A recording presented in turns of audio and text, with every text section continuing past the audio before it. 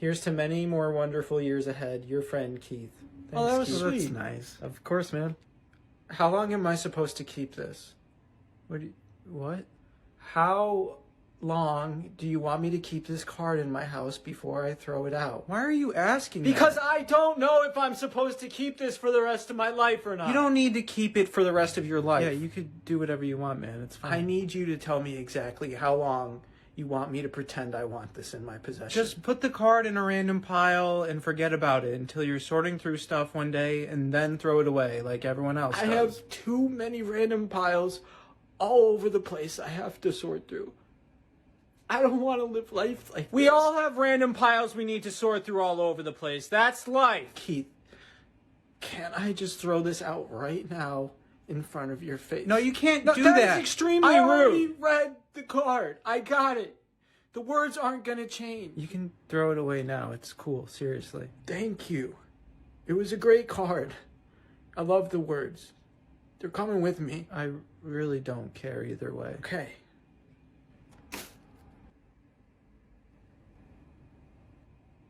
See, I feel like the energy just shifted in the room when I did that. Well, yeah, man. That was kind of an insane thing to do. It just got cold in here. Yeah, I'm gonna take it out. Take it out. You have Take it to. out. You have to. I'm keeping the card for an indefinite amount of time. Thank you. As you should. Well, with that,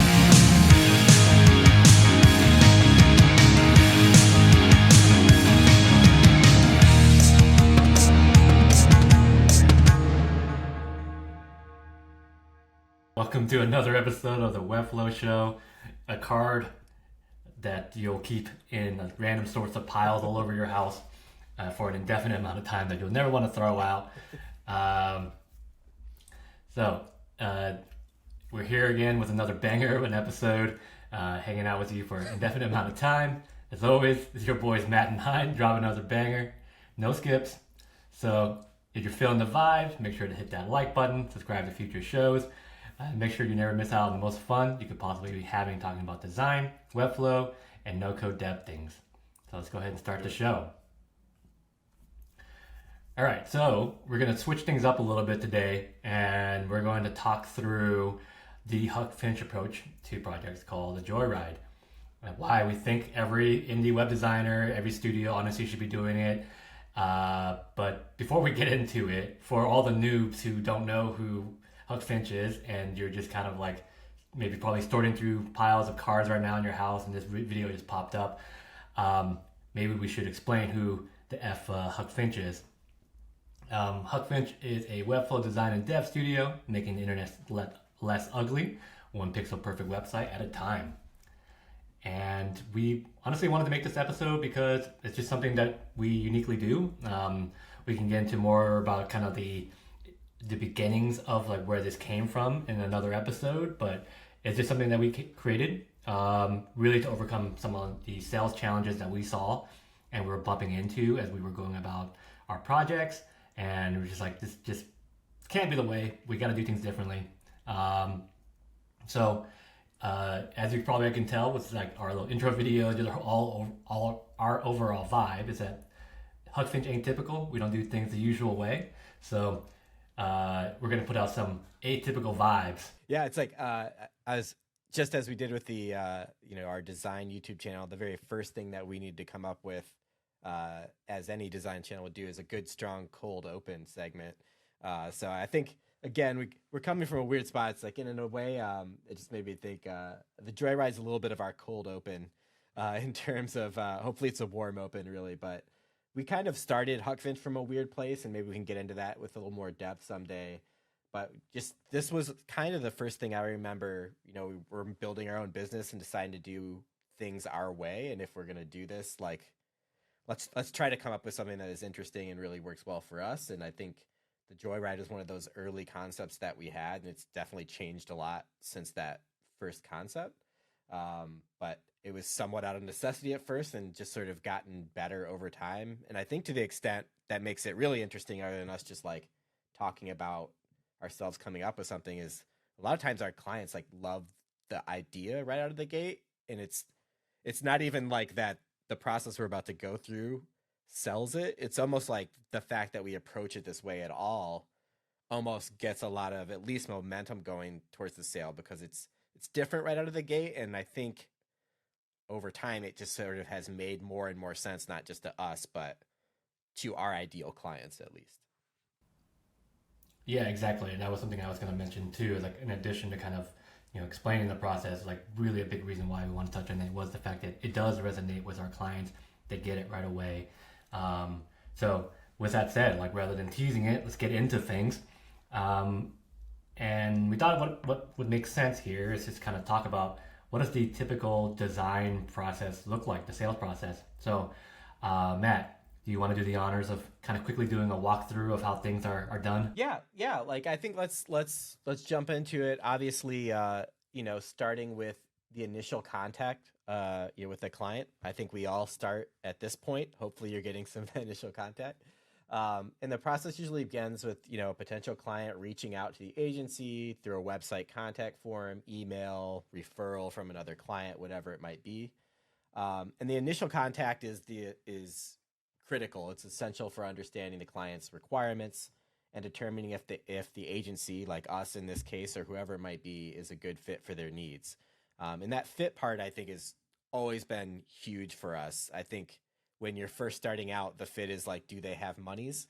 So that's really critical when you're first starting out.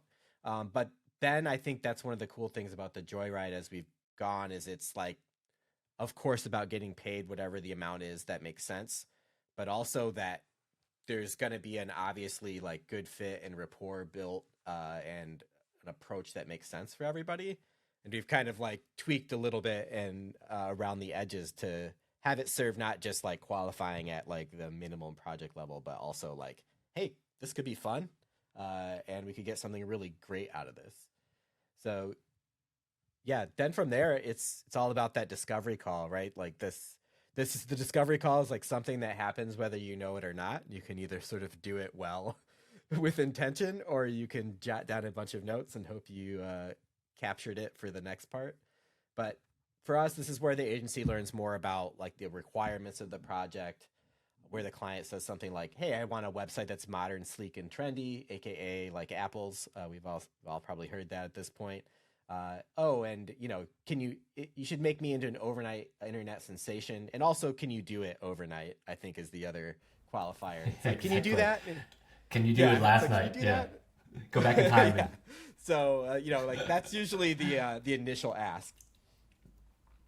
Yeah, and this is also where an agency usually promises that they'll sprinkle some magic coding dust on a website and like poof, make it just so captivating that it goes viral and breaks the internet. That's right. So, and we've done that so many times now at this point. I think we're just perpetually viral. But exactly. And then after the discovery call, the agency is going to like put together a proposal with an eye-watering number and send it to the client. And it's like something that you and I don't even really talk about anymore on this front is like, if you're doing proposals right and you do big proposals, you almost have to price in the cost of doing the proposal, because a lot of times proposals are like the hardest part of it's harder than the work itself. So, and it takes more time, if nothing else. And if you're a small agency like us, especially, like that's time you could have been delivering work. So you really have to think about it accordingly. Like it's a big deal. Like if you're a small agency, and it's a big deal. Even if you're a large one, you're scaling out, like that's a lot of time and you have to pay for that somehow. Yeah, it's a huge time suck, this is where you are. This is where you want to go. Here's the project. Here's the timeline. Here's the cost. Here's like some case studies about us. It's a whole thing. And we tried doing that. We bought templates off the interwebs and tried to use them, and man, they took up a shit ton of time. Like the cost of doing the proposal was more than the cost of the project. Yeah, it's it's like, and you get into the proposal, and I think this is especially a good comment for designers, right? We're sort of like anal retentive people by nature, which is probably how we find ourselves, in this business. It's really hard to do like a really quick and dirty proposal if you've got InDesign open, you run it. It's like it's just a like tough rabbit hole, to get out of. And you find yourself probably spending a lot of time on things that don't really matter. At the end of the day, they're going to go right to that number, whatever it is at the bottom, The eye-watering because in their number. mind they need a website, right? And you know, if you don't do a good job during this process, everybody views a website as one thing, not many things, and all that good stuff. But anyway, you fight you fight your way through that proposal. You send it to your partner, or someone else to review it, make sure it's perfect. They put in their thoughts, always good thoughts, always helpful thoughts. You put those in, come back through, you take another read through, you send that out, and you get a lot of dead air. And I don't even have the dead air one loaded up. But Dead at this air. point, if you're a fan of the show, you know what it is. You kind of you put that out there, and it's just really is dead air. Like, and it, even if it's not, I think we all know that it feels like it. It's like that thing where like a minute seems like an hour, or a day seems like a week. You've just put this enormous amount of effort in. There's a big number on the end of it. You're excited about the project. And then there's like that lull, right? Maybe there's some back and forth, like, hey, let's get a meeting on the books. I'll let you know when I'm available. Here's a Loom video, like all these different things that come Right. through. Yeah, And this number seems high. Can right. we tweak this in any way? Then yeah. so yeah, all that back and forth. So start with obviously start with a very high number, because they're going to say it's high anyway. Just kidding. That's just a different type of negotiating. But, like basically you get through, and this enormous amount of work goes through. The reason that dead air happens, right, is because they have other stuff going on. Like, most companies are not just doing this web project. Now they've got this number. They probably have to take it back and get it approved. Maybe the number is a little higher than they thought, but they even think it's worth it, right? So they've got to go back now and be like, can we even do this number? So all these things kind of happen, and the whole process just sort of dies. And, it feels a little bit like an error as you go through it. And then you're like, I think we've all even had the thing, and I might be making up that we've had this conversation, but it's like, you're like, did I send this to the right people? Like, that's the kind of feeling. They're like, I don't know if they got it at this point. Like, is Jim Jim, or is this like, does he have like some sort of alternate spelling I don't know about? Like, that's kind of how it feels. Yeah, he's probably on vacation. But yeah, I think like a lot of like, you touching on this like process so far, like it obviously isn't a great one, and it's not great for us as a designer. It's not great for the client at the end of the day, or potential client, because they just see that number and they're like, man, what is this? Like, what am I paying for here? And so, yeah, it's like across the board, like as you think about the process, like, and I think you'll touch on them, is that they each kind of have problems, and the Joyride, as we set it up, has been trying to solve these problems. Yeah, absolutely. And, the, getting through, like, it's not great for all these reasons we talked about, like, and a few others. Like, do you want to roll through some of the normal discovery call fun, kind of the structure of it? I kind of start off, like, for us, I think they're usually about 30 minutes long, something like that. Try not to get too crazy with it. It's not a lot of time for the client to communicate their vision, their goals, and their expectations for the website. So you got to be an efficient 30 minutes in there. It's a lot of pressure for the client to even have these types, like be prepared for those kinds of questions. And they usually aren't. Right. Yeah, that's all assuming that the client knows exactly what they want and what they're Right. asking So for. it's kind of insane to think that this would be good enough to go back and create a proposal. And, like, I think another thing that usually comes from this, right, is like you get to this point where you realize you have to be efficient with this proposal process one way or the other. And that usually looks like a form of a template, right, where you just go in and, you knock out, update a few bullet points or whatever it might be, hope that you didn't leave the last client's name in it, stuff like that. But like, that's how it ends up. That's how you try to optimize. I know, like, that's what we went through, and we know other agency friends that kind of do that. You're looking for a way to optimize it because it's a killer. Sometimes even if you win, right? It's like, even if you win it, you're like sort of exhausted by the end of the project, and that's kind of a unspoken part where, like it's you're not hitting your stride when the project launches. Everyone feels like the project should be over. Right. Yeah, and I think to quickly touch on an additional problem was like the discovery call as it is that because it leaves so much to, you know, leaves so much to be like discovered as like you go through the process of building the website. Like you get introduced to your a designer's best friend, which is the Mr. Scope Creep. So that will pop up over time as you realize that right before you launch the website that there was a missing integration that was never priced for and that you have to do, and now you're just doing free things or trying to do an SOW, which is always weird and awkward. And then the client's like, why didn't you know this? And now you're in a weird relationship, and like you said, it just feels like a slog. By the time you get to the end, you're like, let's not do that again. Yeah. I mean, how can it not end up that way, right? Like, you ask everybody how they're doing on your 30-minute call. You try to build some rapport. Building rapport efficiently in that first 5 minutes. The best way to build rapport is to do it in a hurry so you can get to your bullet points. But like, how could it not really end up that way? You're sort of left with 10 to 15 minutes getting to know one another. And then there's all these technical needs, and oftentimes they don't know those anyway. Like, even if you had all the time in the world, you can't see technical needs. And most people, when they're coming to you for a web project, are coming to you for like visual reasons. They rebranded, it looks old, but they don't think about how it needs to connect to HubSpot. They don't think about those things like you mentioned. And sometimes that's most of the work when you break it down time-wise. And it's certainly really valuable work. Like, we're beyond design at this point into at least fringe development stuff, and you're quoting, maybe they know that they have HubSpot, right? That's usually what you get there. It's like, hey, we have HubSpot. It's like, who knows how they use it and how many ways it's, hooked up on the website. So it's just insane. When you get right down to it, the expectation of a discovery call is very difficult for something as complex as a web project, especially if it's a little bit more mature of a brand. It's not just a digital billboard kind of, startup landing page kind of a project. So, yeah, like, and all this is to say that like, with this very limited information, I mean, the client usually doesn't even know how many pages of a website they have. Like, they probably are visiting 3 at max, but they probably have a 500-page website.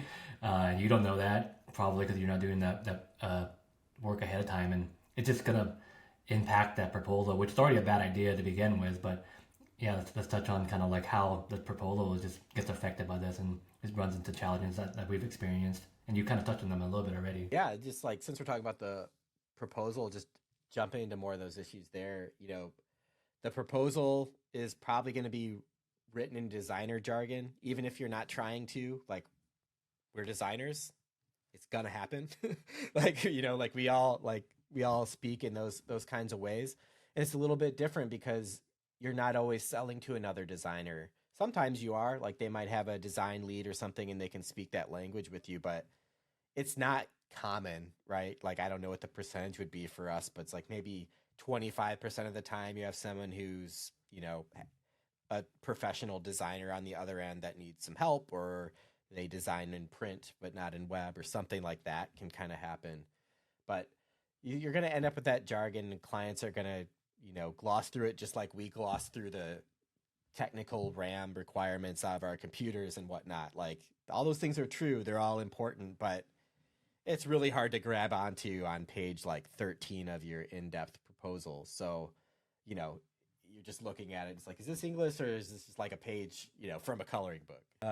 So having the client have that like geek to human dictionary to decode the proposal isn't making it look great, and immediately makes it impossible for the client to understand the value that's being provided, both from the design side and also, for us, we do a lot of development as well.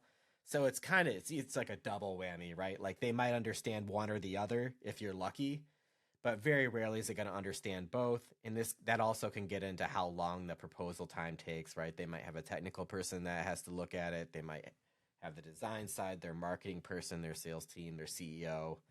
And that dead air period we talked about earlier, it's like, if it's going really well, that's what's happening in the dead air period, is all these different people are trying to find time to look at it and then have to somehow come back with their thoughts on their section and, all that good stuff.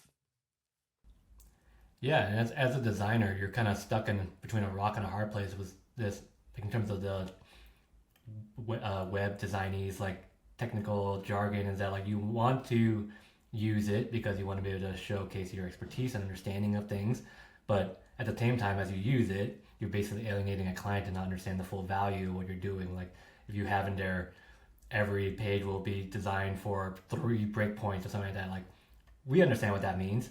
That client's not gonna know what the hell a breakpoint is, so they're just gonna see it like, I don't know what this is this valuable, is this important, can I not pay for this? Like, is this, if I took this out, if we did 1 breakpoint or 2 breakpoints, is that gonna, so then now that we get back to that back and forth with like the money and the pricing, but I mean, the honest truth here is that like, even if the proposal wasn't written with this web designees that we were talking about, we already said it, like they're just gonna get that proposal, whether it's 5 pages or 50 pages, and they're just gonna go to that pricing page and they're gonna see a number and they're just like, oof, this is a lot of money. There's a lot of cheddar. The number is always going to seem, like it's a losing battle in that way too, right? Because like most of these people have maybe not done a web design project probably in quite some time at best or at all. So when we say that number seems really high, it's almost always going to seem really high unless they're very experienced in it. They do a lot of web design projects. They run projects of this size and they truly understand all the requirements of it.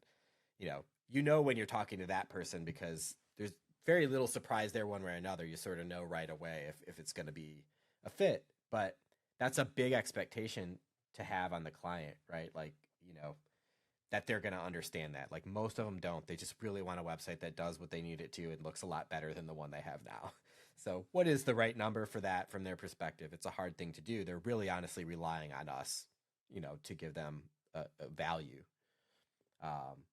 And it's unfair to the agency on the flip side too, because like how could we as an agency even really know what a right price is? Like we barely understand the requirements and the ask, and so we're just throwing a number out there because we're like, well, we got to factor in our profit and our things like that, and then you just tack on a certain percentage on top of that just to make sure you account for something. Maybe if you're doing that the right way, and now no one's like in a good spot in terms of it comes to and money. If you're doing it well, right? Like we're also having to add buffers in for the unknown. Like all complicated projects need some sort of buffer in that way because you can't know everything. But that's the sort of like starting point is we're like, we already know that they probably don't know like 40% of the stuff that we're going to have to do, which seems like a high number, but honestly, it's probably not too far off. Like it's easy to count the pages. It's easy to know they want to look well, know how many wireframes you need to do, know how many pages you need to develop, etc. But beyond that, it starts to get real weird. Sometimes, they are looking for a little bit of a brand refresh as a part of this project. Sometimes they're looking to find a marketing platform that they don't use. They need to use Zaps. They need information to go from one place to the other. And they don't even realize that or get to it until sometimes we let them know it's possible. All these things can kind of come up. But going back to the discovery call for a second, since there was so little done with the requirements gathering, that's, typically there's just too much pressure on that kind of a call. Like the client doesn't really know if the price is right or not. Since, they're not web designers, in the, getting it back to what you said, it's like the agency, we can't know these things either. So this is where the negotiating begins, right? It's sort of like a lot of back and forth on the price until the client is comfortable, which often has nothing to do with the amount of work that needs to be done. It's just somewhere in that bucket of money that they were assigned at the beginning of the project, right? So you're really sort of, at the end of the day, backing your proposal into a number that has nothing to do with the discovery if it's not going well. Would you say that can happen from time to time? Yeah, it just keeps going back and forth. And I was just gonna say that like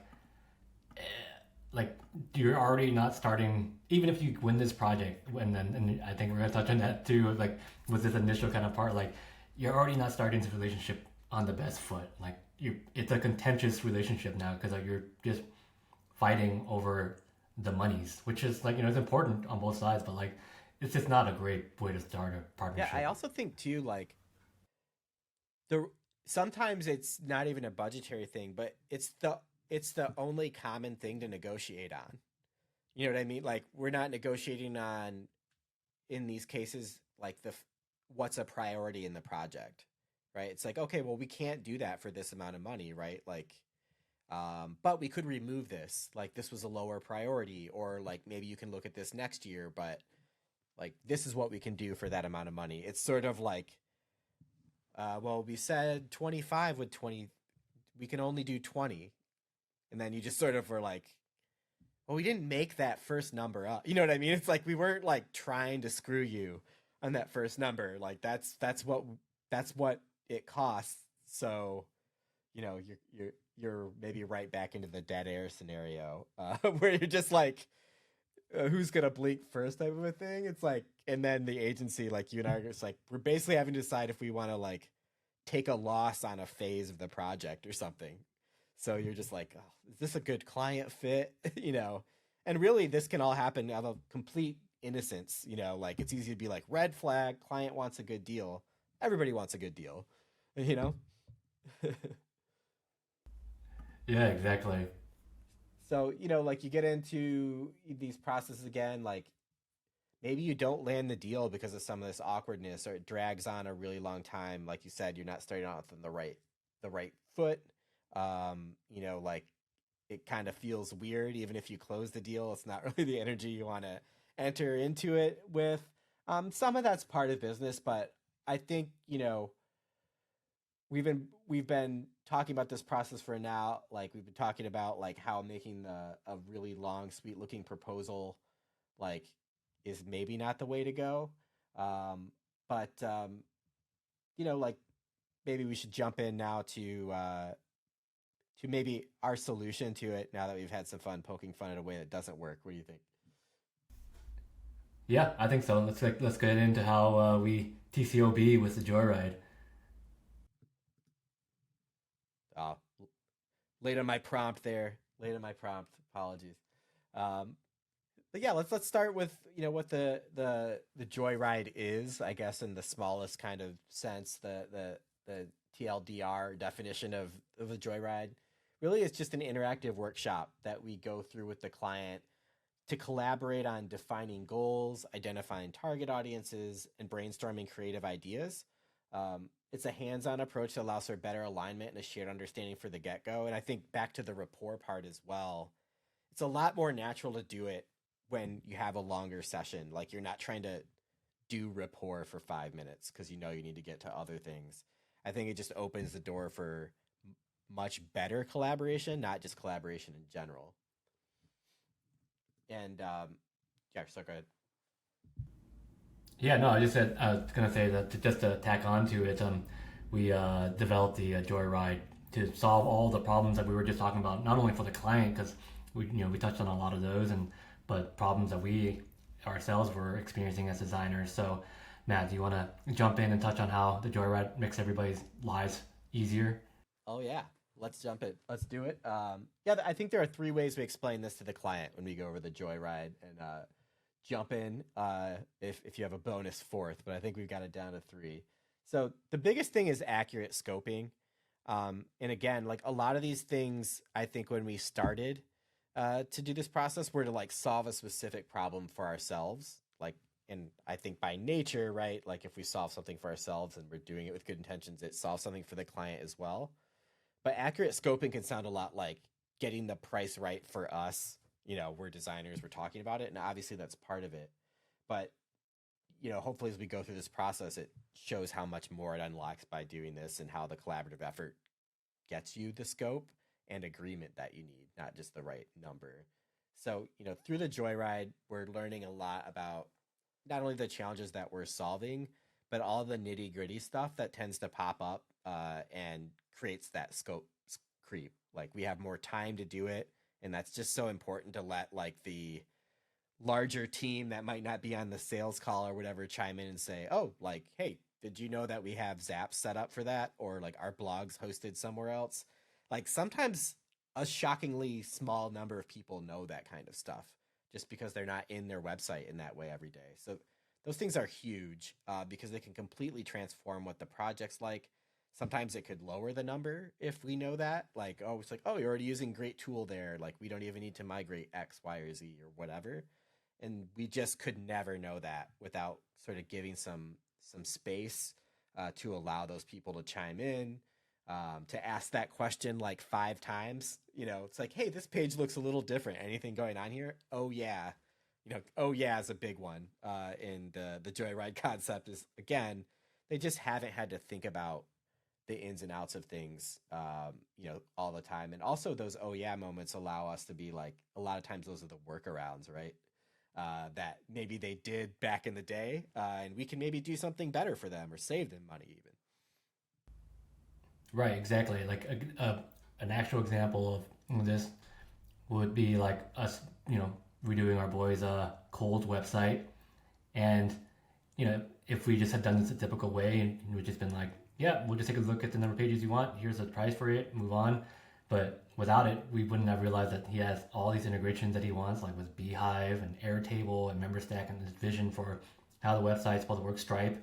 Like, all the stuff wouldn't have come out in a discovery call. Like, how could it possibly? So the Joyride helps to solve this and gets this to the forefront.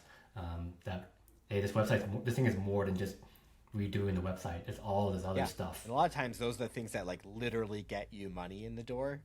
So it's like, it's not just a looks thing. Like, we need this to function and hopefully better than the last version did, not just look better. But beyond the requirements, the Joyride also helps us identify like limitations and constraints like time, technical constraints, people, even like how many bodies do we have? Like, can your internal team take this on? We don't see anybody that's writing copy. Like, have you thought about that? It's just a chance to think through those things. And those can, like, like we've said, like, those can affect the timeline. You might need to go find a copywriter. They might not have thought about that. Does that affect the budget? Can they write it? Like, if you offer copywriting, can you write it? That might be an upsell for you. And it's much more organic to do in these settings, right? Because you're just coming at it from trying to solve the problem. If you try to upsell copywriting, right, in your discovery call, or it's a bullet point in that proposal, it's just going to get like glossed over, because while you might have written 17 paragraphs of context, they probably aren't going to read those, just because who would? It's not even a blast on them. It's just, it's a rough thing to get through a proposal, and read every little piece of it, even though, you and I might have spent the better part of 2 weeks assembling it or whatever. Yeah, and I think like the accurate with what we're talking about here is that because they're collaboratively working with us, figuring out what the website needs, even if we were to send them like a detailed proposal, they don't have to look through it, because they have the confidence that what we're putting in there is like what we have talked about for the project. So that's there. So they can look at it if they want to, just to double check it, but what's in there is only what we've talked about. And another thing that comes up, like an easy one, like when you're looking for a new website, you will probably model what you want off of like a $2 million website or something, which we all do, right? Like we all want to aim at that. But a lot of times what that looks like is complex animation, graphic design, things of that nature. And that's a common thing that might get brought up. And then we give them like a ballpark estimate of what something like that would cost. To do that, it might make sense to just do it in the hero or not at all. But it's good that they're asking that, because that just allowed us to have a quick conversation about an expectation that they had. And oftentimes they're totally fine with it. Like, oh, I get that would make a lot of money. That was, GitHub's website. They have a lot of money, so that they can play around with those things. Or they can just decide that's really critical for us to have something like that in our hero section. We want to make a huge impact. We're trying to disrupt an industry, whatever it is. It's worth it for us to like really go big on that section. But we've already had that conversation about it. It's not like a la carte add-on line item in the proposal that they're just never going to connect it in the same way that they would to a conversation like that around specific use. Yeah, but talking about a la carte, I think like the big thing about how we try to approach things in general is just trying to make it feel somewhat familiar, right? And I think like with a lot of this, it's kind of like going to a restaurant and you're kind of ordering a la carte. Yeah, absolutely. And it also allows us to get all these things out on the table and establish what the priorities of them are. Like that's priorities are the only thing that really matters at the end of the day, especially when you're trying to get to a price and in particular when you're trying to get to a timeline. It's like all these things are really cool. You're not going to get an argument for us. Like we would love to deliver you that $500,000 website with literally everything that you've ever seen that is possible on a website, right? But like, what are the priorities? Like, how do those align with the business goals that we did talk about at that very first call, right? Like and then that very first call becomes important. It's not a rush to get through everything. We could truly build some rapport and talk about just the business goals. Like, why do you need a website? How do you want this to impact the business? How does this align with your vision going forward? Kind of just those higher level things. And we can have that whole initial call time to accomplish that. And then we know those things going in as we prep for like this Joyride process, right? And we can help them prioritize. I think it's not our decision, to say, but we can help them understand, like, what about this approach? Like, I think if you do this first and let's do a phased project because you aren't raising a round until, next September. So we don't need that page right now. Just kind of going through that because we got a little bit of that vision, a little bit of those business goals already in mind. And we're coming into that workshop knowing, okay, it looks like they have a lot of priorities here. Like we really need to spend some time on that. And again, we're just like, that's the rapport you're really building. And I think another thing that kind of comes through just this scoping part and that first call part is like, you already start to feel like you're a part of the team if you're doing this well. Like we've gotten better and better at that as we've gone, but that's our goal. Like not even just as a sales tactic, but like, how can we understand them as quickly as possible and really feel like we're communicating, like we want to solve their problems. We want to save them time with their new website. We want them to be proud of their website and want to look great. But we're already thinking of these business side things in this first session. Like, part of it's like that session alone is super valuable, even if you and I both get hit by the lottery bus. Right. Yeah, I was going to say like a big benefit of this, and I think it connects to probably another benefit that we'll touch on is like, it starts to establish like our expertise in this because we are looking to solve problems with them, and that they can start to lean on us for things like, hey, like you tell us what's possible in this, and we'll come back with ideas like, this is what we can do. What about we do this? And then it really becomes about like solving problems for them, and they start to recognize like, oh, this is why we want to hire Huck Finch. It's because they understand the problem. Why would we go anywhere else now to do this? And to build that trust. Yeah, absolutely. I think this may be a good time to jump into like actually the clear pricing, transparent pricing, however you want to phrase it. Everyone's trying, I think. Most businesses are trying to get clear pricing. Like it really does benefit everybody, and it doesn't take you too long to be in business to realize that it benefits everybody. Every agency says like, we only want to charge for the value we offer, nothing more, nothing less. And since the client is oftentimes there's a price, like we even see like there's a lot of trend now, right? In like, we can build you a website for 10K, right? It's like the designer knows exactly what that means. That's very clear pricing, right? You give us 10K, we give you website. That sounds very clear, but it's assuming you want exactly whatever that they have in mind is. And sometimes maybe that's fine, right? But that's not quite clear pricing, right? If there's a good chance that number is going to change. So that's what the Joyride again allows us to get through. Like we've got a scope, we've got priorities at this point. You and I can go back and really try to deliver the most value we can towards their priorities and goals. And if we do that well and we understand those things well, whatever the price is will make a lot more sense to them because they're aligned with what they actually want to accomplish. Not just, you give money, we give website. That's, even if the price is clear, what you're getting isn't. So it's just sort of like a little bait and switchy just to be like, look, the number is the number. It says it right on our website. And we've played with this. Like, this is not a knock on this effort, like trying to package the perfect website together, but you don't really know what they need. You're always going to have a list of 5 or 10 things at the end that like would have been good for them to have, and maybe they would have been happy to pay for, you know? Yeah, it'd be things like, it's $10,000 if it's not a complicated website. You're like, what's a complicated website? They don't know. They're probably like, yeah, our website's not complicated at all. Everyone thinks they have a simple website. To find out they have, simple website launch. It's only 500 pages that they didn't know they had. Exactly. And, but since in the Joyride, they're working collaboratively together with us to lay out exactly what the website is. We're not trying to be like, hey, are you like a medium complexity website? It's like, who knows what that means? Like, hey, we even wrote a paragraph describing what a medium complexity. It's like, it's such a like losing game, to kind of go down that. Like, at the end of the day, we're web designers and that's what we do. But like, it's a little cliche, but we should be solving business problems, and you have to just take this time.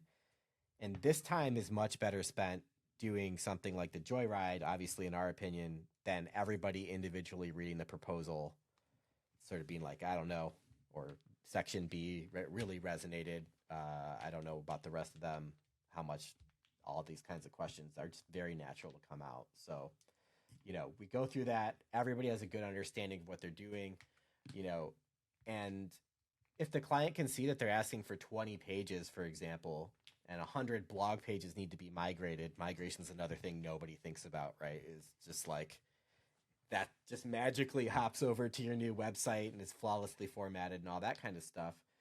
But, we've gone through this process together. They're not going to be surprised, or they shouldn't be surprised when the price includes 20, custom pages and 100 blog pages that need to be migrated. 8 solutions pages that you just paid a copywriter to do, and you want to bring that over. Like, we've already had a discussion about that, and we both know that needs to happen. Right. Yeah, and it's not like we would just throw it in there. Like, we would have done our homework. We would have looked at their sitemap and seen how many pages they have for the blog, and we would have said, this is what we need to migrate. This is how many they are. This is how the process looks. Just so they even kind of like understand it. They don't, just so they just don't have the expectation. It's as simple as like, all you have to do is think migration, and then it happens. Like, there's a lot of work that needs to be done. You have to map things, all that kind of stuff. You got to like update URLs, all these things. There's a lot of technical aspects to it, as every web designer would know, but the client would understand this. So then the more they understand this and recognize the level of effort, that they know that like, hey, there's a lot of effort here. And the other part of it too is like, even if they aren't going to be the ultimate decision maker and they have to like bring this to somebody else, now they're at least more empowered to be able to explain to somebody like, man, this is really expensive for like 100 migration pages. They can at least have some way of being able to quickly explain like, well, this is what they have to do in order to get it done. And you can talk to Finch more if you want to clarify any questions, but this is how this works. And they don't feel left like an idiot where like, why does it cost as much? I'm like, I don't know. I don't know why they're charging this much for this. And it's a great point too. Like you mentioned, like any web designer would know it, any web dev would know it. And I think this is like a good point that, this is the Webflow show after all, but like, it's a good part is like, as designers and as tools, like a lot more designers are becoming devs, a lot more devs are becoming designers. So like we can have these conversations, and it helps us bridge the gap to get that understanding together. And it also, again, like you said, they know what they're paying for. Maybe they have someone who can do the migration in-house. It's like you and I think happily give up migration work whenever we can. They know the content best. If they have that technical ability in-house, great. Like you can save yourself that amount of money. We can put it towards something else or just lower the price. And it helps us negotiate to the actual task. Like, oh, we can definitely get this number down. You've got Sarah on your team that's technical, can do this migration. We can even send them a 10-minute Loom video on like how to specifically do it for Webflow or whatever.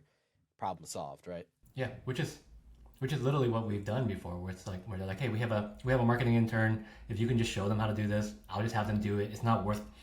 And the best relationships and partnerships we have, and we'll get into that more, I think, is they understand like this is not the best use of your time. Like your time shouldn't be spent migrating these blog posts. Like I want you to do these other things that you can free up to make a great looking website. I can pay my intern to take care of this, and which is fine. We don't charge them for that. We just throw in a little something extra to kind of show the education for it, and that's good. And then we can put that money somewhere else. So something that maybe they would have had to put off, they don't have to anymore. We can just put it in. And I think like where all this is getting to is that like it just helps us as designers feel confident about what we're charging, and rather than what we've done in the past, which was kind of like just threw a number out there and just kind of hoping it'll work. Yeah, exactly. It the funny thing is, I think when we started this, like, I don't know that we had this part in mind when we were thinking about the Joyride. There's probably a lot of things we didn't have in mind when we started. But, we didn't really have this part in mind when we designed the Joyride. I think it just naturally made the pricing part, this whole kind of piece of the puzzle, easier. And it freed us up from having to put together insane proposals. We're big vision kind of guys, like thinking about things ahead of time. But a lot of it's like you just have to start. And this is like having the mindset, or whatever you'd want to call it, of what the Joyride like sort of was in spirit, what it was trying to solve, led us to get to this. Like, not having to put proposals together, explain where's what we're charging for. Like the Joyride sort of takes care of this. We're all doing it together. And it's also, I think, I don't know if we've talked about this, but we mentioned at the top, like it's something that makes sense to the clients. We're like, hey, we don't want to charge you for having to put together like a really complex proposal. Why don't we put this effort together into this workshop, and we'll go through this together, and we'll get you accurate pricing. You'll understand everything because we'll talk about it together. So you don't have the other part of the, like the proposal process where you review all the questions they had from it. It's another meeting or series of meetings even, right? Yeah, just all about freeing everybody up. And while we're talking about getting freed up, now might be a good time to quickly introduce our sponsor who's freeing us up to do our thing, who's giving us cards that we don't want or need, but we're going to keep. So let's go ahead and cue that sponsor video. Roll it. Dead air. All right. Still no sponsor. So why don't you all go on a joyride with us by liking this video, subscribing to the channel, and maybe we'll get a nice card from a potential sponsor at some point that we'll keep indefinitely to say, we finally got a sponsor. Yep, let's do it. That's the real goal here. We're just going to keep churning this out. It's like, it doesn't even have to pay well at this point. Don't tell anybody that. But yeah, the last thing that I'll mention as well, that helps with making pricing transparent, is just getting it all into plain English. Like, again, they get to ask us questions in real time. They get to understand what a migration means, how the volume of a migration affects pricing, how they can save money by like not doing that team page because they only have, a 4-person team and they don't have headshots. Like, we can actually just talk through that stuff, right? Like, you don't need that product page for the thing that's not out yet or whatever. They're just very real life things, and like those come up. And I think that's, if nothing else, what the Joyride does really well is it's just a forum for those things to come up, instead of us just like anything else, just doing that until we kind of get to the end.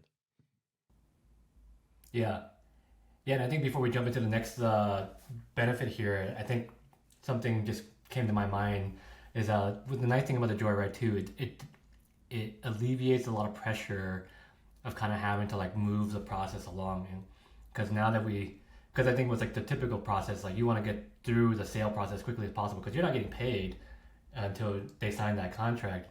What we didn't touch on was the Joyride. It's a paid engagement with us. Like, it's not free. It goes towards the website, so there's that. So they're not just paying for the separate thing, but because they're already engaged with us, they're paying us.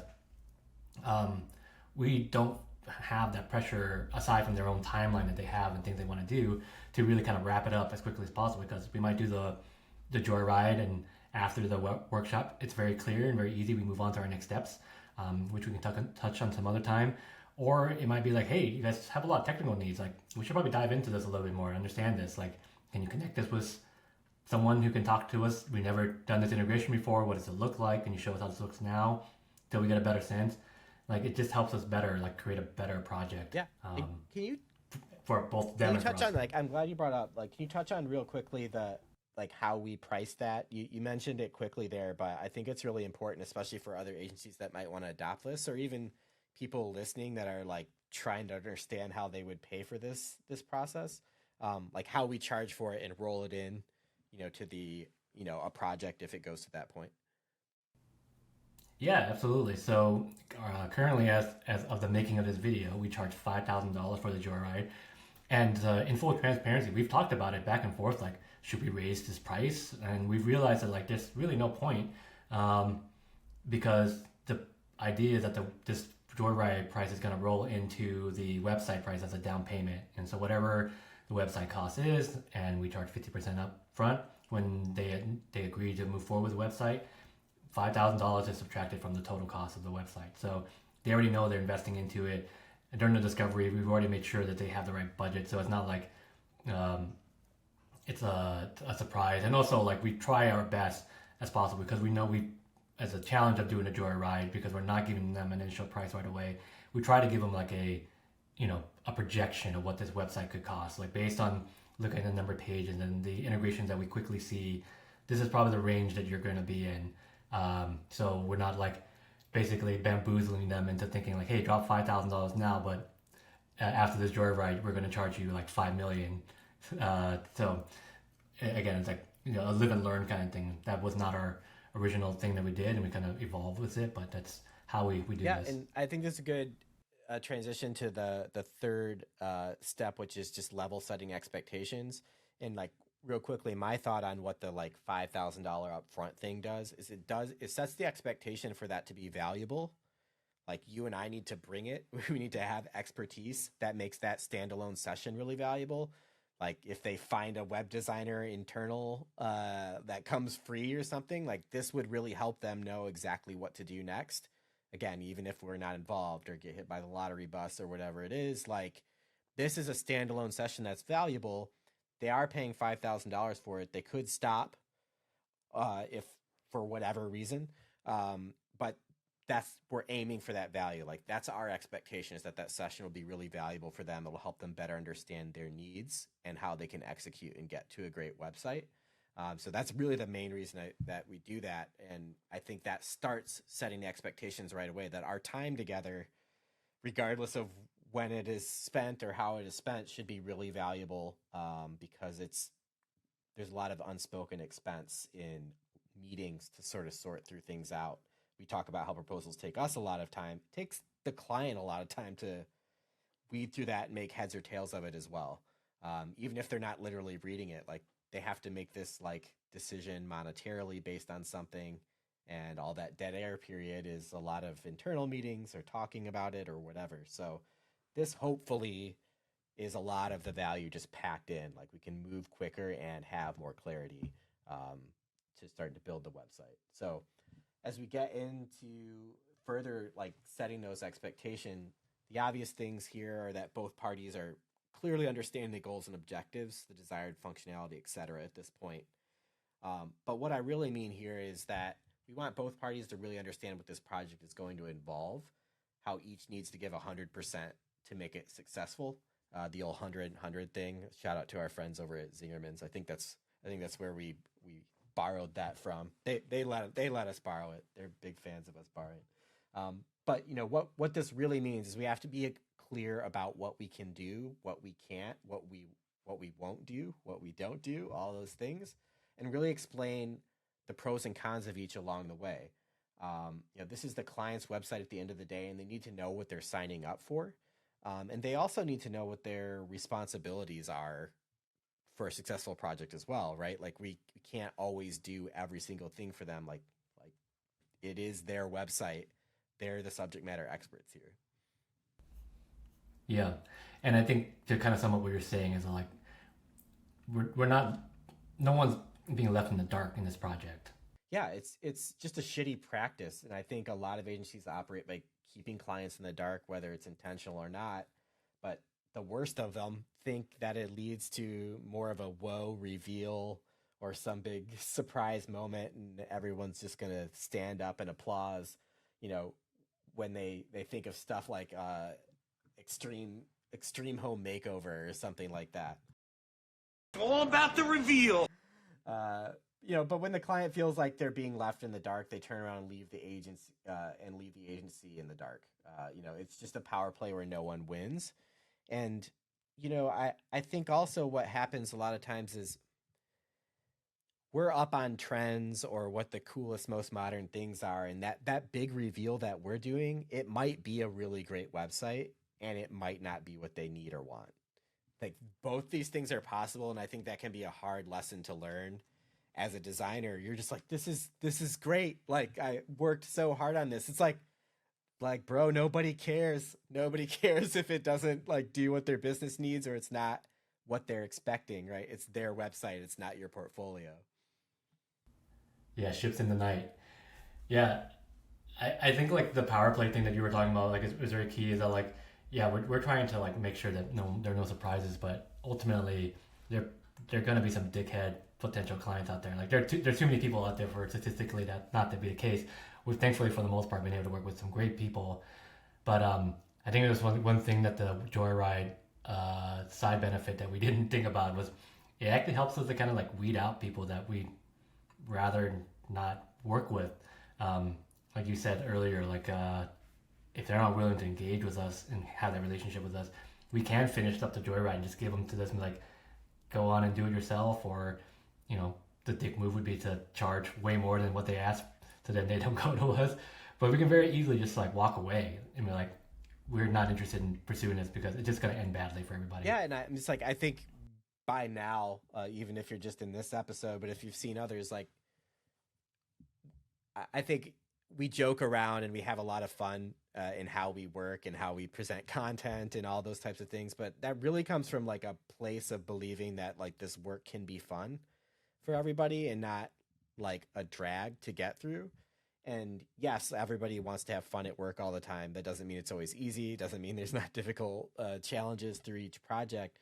But if we have that sort of undercurrent through the projects, the work is better. And I think that's why we, I think it's pretty much organically who we are. But I think we do go out of our way to think about like off-kilter ways or funny ways to present things just to remind everybody like with humor or whatever, like this is our personality and we're always sort of using this throughout the project because we know it's going to be challenging. We know we're going to come up with a surprise in the project, but we know we're on the same team. And that's not to say everybody has to be that way in their Joyride, but whatever your kind of vibe is, you can really lean on that and set the tone in this process all the way through. So again, people know what to expect, not only in transparency of deliverables and pricing, but who you are and right? Like we know when people are vibing with us or not, right? Like when we lose a proposal, like you and I usually know it's like, we should have pulled the 3-piece suits out if we were going to close that bad boy, so I think that's good. It goes back to like all conversations about niching down and finding your people. For us, we're not so much industry like focused, but there is a certain approach that we have that often lends ourselves to having those great clients and avoiding ones that are bad. It's not just so like our lives are easier. It's because all that energy, like back and forth, all that stuff doesn't exist as much, right? Like we're just sort of cruising through the project and we know if something comes up, we'll be able to handle it and maybe laugh about it over a beer after that site finally launches, right? Like that's happened tons of time. And again, this Joyride process, it's called the Joyride for a reason for us, right? Like it's a lot of this stuff can feel like pulling teeth. So juxtaposing this with the normal proposal process, getting the expectations right, not only for all the technicalities, but what it's going to be like to work together. Yeah, we want to be able to be excited to be in a meeting with somebody and be able to work with them. And I think like a big thing across the board, and probably foundationally the most important thing about the Joyride is that it helps to establish trust on both sides. Like we trust them to be there for us, and they trust us to take care of their needs rather than just giving them a great looking website. It's a website that actually like serves their needs. Yeah, absolutely. So this process really is like dating at the end of the day. A few more pixels than there are flowers, perhaps. Yeah, right. But rather than asking a stranger to marry you after the first date, like the typical process is, we're joyriding with them, we're going on a few dates, see what it's like, feel both sides out, understand that, and then we get to a point where we both sides feel cool about changing the status from complicated to in a Yeah, relationship. that's right. It's complicated is not what we're aiming for here. But if it's not a good fit, it's not a good fit, and it also doesn't have to be awkward when that happens. Like we've even said, like, oh, we might know somebody who's a better fit. Like it's a great chance to send some work to people in your network that have a specific skill, or sometimes for us, like an automotive client might come our way, and some automotive clients love that we're not focused only on automotive. Some want somebody that's just focused on automotive for whatever reason. And we might know some of those people are like, oh, that's great. We've done this. Like we've gone forward. Even if we go through the joyride together and get to that realization, hey, we're missing a ton of depth on automotive. Like that would be a huge asset, right? It's like, okay, we've already developed this strategy through the joyride process. You can take this to somebody and have everything that you need, not only just like handing them a text sheet, but like we'll have walked through together, like they'll understand why they need these things. So you could even scope out your next project more successfully, right? Again, back to that session being really valuable, right? So we might not get married at the end of it. It won't be complicated either. It's just we've still provided value, and we've decided the best solution could be somewhere else. Like that's something you and I like never feels good. You always want to close those deals, but we almost always know, right? Like we want to be the best possible solution for them. And it's a two-way street. And, early on, you probably force projects a little bit more because you need to make money and you're trying to get experience or whatever it is. But once you kind of get through this and, you trust the process, man, missed opportunity for a Joel Embiid gift there for the NBA fans. But, like it really does help a lot. Ben And, Simmons. like, even if it doesn't work, it doesn't have to be weird. We've had that happen before. Fortunately, this process closes at a really high rate for us, and it's better as we get better at it. But it's also like turned into things where we get a referral from somebody just because we just tried to help them, and we provided them value, even if we didn't get the big project deal, right?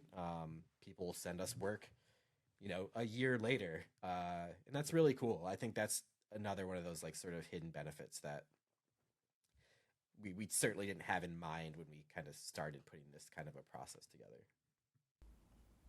Yeah, for sure. Yeah, and I think that's probably a great place to naturally like wrap up like the joyride, what it is, the problems that it solves, and hopefully it's something that we can see other designers using, and we can share a few nugs coming up about it. Probably makes sense to do an episode where we kind of dive a little bit more into the process of what the joyride looks like in terms of like how we fit it into our design process, which we'll get to in future episodes. So make sure again to like and subscribe to the channel. But before we get into our nugs of wisdom, like let's move into our opening a can and just see if putting it out there, any cans to open up. I just have one for the two fans of the show. I don't have anything behind me today, and it just looks like I have a Zoom background. It's like a real wall. I just kind of was like, I didn't like pick this out of a Zoom or whatever. But yeah, like my pictures fell down about 30 minutes before this. So just going with the background today. That's just opening up a can myself, really. There's nothing else there. That's the only thing that's really grinding my gears right now. Yeah, I did notice that kind of you were like in a hostage prison cell. Yeah, right it's there. a It's little the like pictures with the anymore, white so. and the white. I was like, this looks totally fake. Like it's just a wall, like there's a Sonos speakers, like the only thing that didn't fall down. I just did the lazy thing, right, of like leaning the pictures against the wall. It didn't pay off in the end up. It finally got me 8 episodes in or however many we're in. So it might be shelf shop. We might be shelf shopping. Your background's making me jealous. I have my pictures leading too, so I'm sure like right after this. But they'll you do fall have the right over. stability of the shelf. Like you do have, like your pictures could That's fall true. down and it won't look like you've been, you're being held for ransom. And I think that's really where shelves earn their money. Right. So shout out to shelves.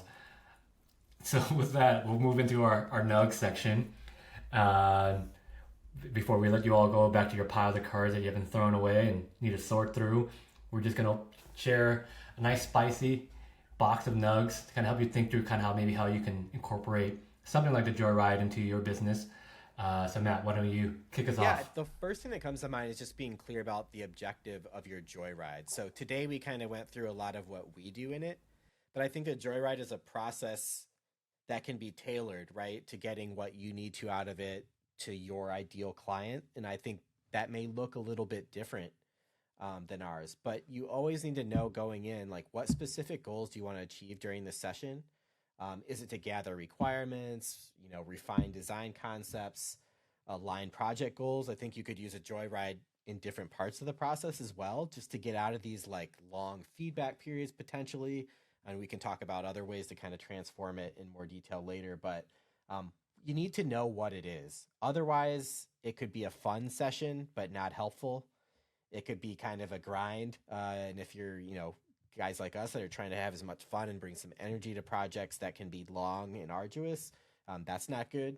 So you really need to know what you need to get out of it. I think in the early days, this nug pops up for me is we were doing a lot of exercises and things that we had learned from other design processes or whatever, just to sort of do them, but the clients didn't really know how to leverage it, and maybe we just weren't great at presenting it or whatever. But once we started to get into a groove, it really calibrates, like, as designers, what do we need out of it? Like, what's the minimum things that we need to build something great? And it's always awkward to say minimum, right? Because it sounds like you're doing less, but it's like, no, it's like the focus goes on these things. This is what we have to have. And then what do the clients have to have? And sometimes that takes a little bit of experience and nuance, because what they need is rapport. They need to trust that you know what you're doing. And that's where having these specific goals, like, people can feel when a meeting is good, even if it's fun. They're like, oh, and we got all this out of it. That was like, it didn't feel like a big workshop, but they got everything they need. And ultimately that's what it is. They have to trust that you're going to get them what they need and that you understand how to do it better than they do. That's what you're paying for, right? We're never going to know their product as well, but we can step them through a really good process and make sure that they understand what's possible with their website and how that can align with their goals. And we can only do that by having a clear definition of what's happening in these things. Yeah, exactly. Any other nugs? I think the next part, if you're going to do a workshop, you just have to consider, we've talked a lot about this throughout today's episode, but consider how you're going to facilitate the session.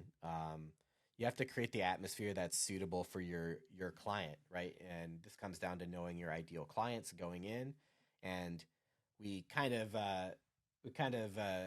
dunked on the initial discovery call process a little bit, but it still happens in our process.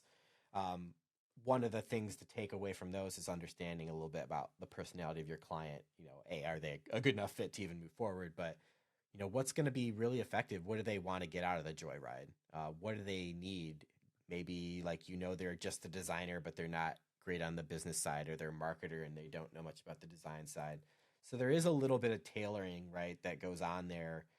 And that's why you can charge for it, because your experience is going into these and making this session, and a lot of the value that comes out of it, if you know how to facilitate it correctly and you have those goals, is it's a really valuable session, because they only had to pull their 5 stakeholders together for one meeting.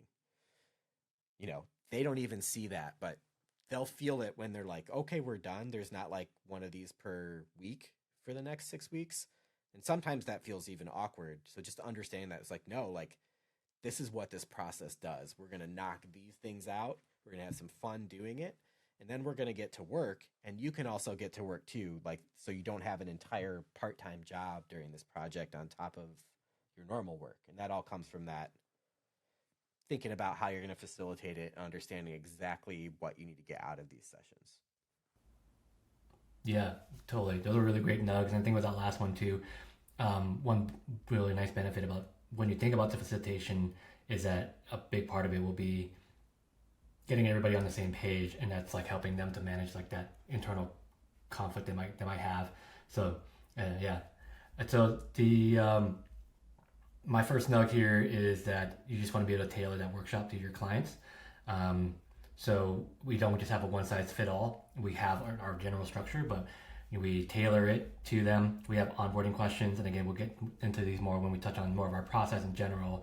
But we start to kind of really see like, the challenges, what they're dealing with, and then just really kind of like create a workshop that helps to bring all those things out, so that we really understand like what we need to do.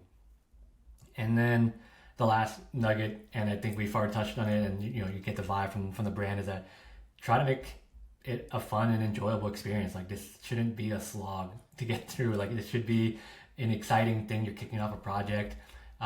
It's serious work, but doesn't have to feel serious at the end of the day.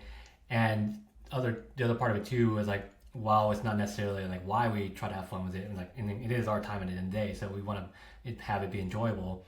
If you can make it enjoyable in front, it's only going to go back to one of Matt's nugs about making it a place for people to be comfortable, and when people are comfortable, they can be engaged, and when they're engaged, they can participate and really put themselves out there and be open and provide for a better experience, and at the end of the day, a better project.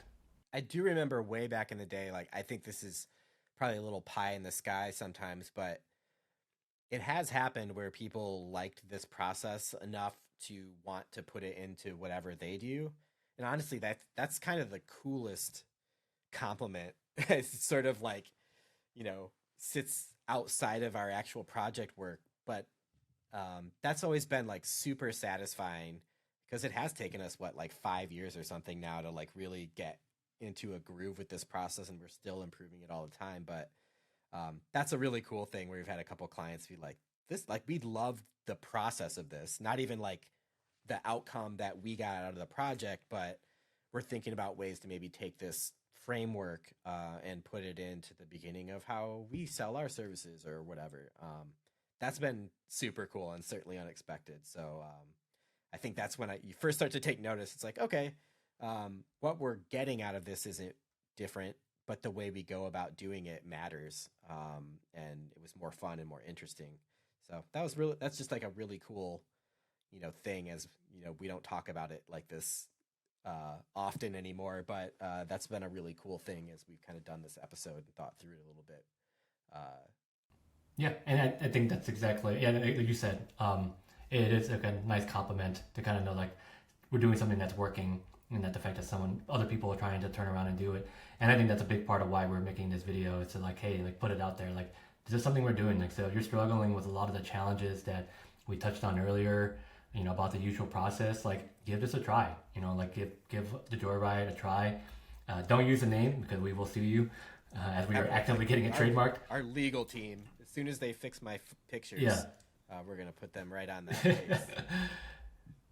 Yeah, and if you are a designer or an agency or studio are looking at doing something like this, and you just want to just like even just ask us how we do it, any questions and things like that you've seen or barriers, like, reach out to your boys. We're here. We want to make everybody have successful projects at the end of the day, create really great websites, and help make the internet less ugly. So with that, I think that's another episode in the can. For all those, hopefully it's not a card that you want to throw away, one that you want to keep forever. The words hopefully will stick with you. They'll stay with you. You made it to the end. So either you were too lazy to turn us off, or you loved it. So give us a like, comment, give us questions, subscribe to the channel. We'll be continuing to roll out more content about Webflow and about design in general. It may be weekly, it may not, who knows? So that's why you need to subscribe, so you can stay up. Quick shout out to our editors and video production team. This is a mega episode, so sorry for it, but just goes to show this is a topic we're passionate about. And like you said, please drop some comments in about, I'm sure we skipped over some stuff or it wasn't clear. We'd love to do even some mini episodes more about this process. It's such a staple for us. It's been such a game changer. So I'm gonna say it again. Subscribe, smash that like button. And I think that's all the rambling I can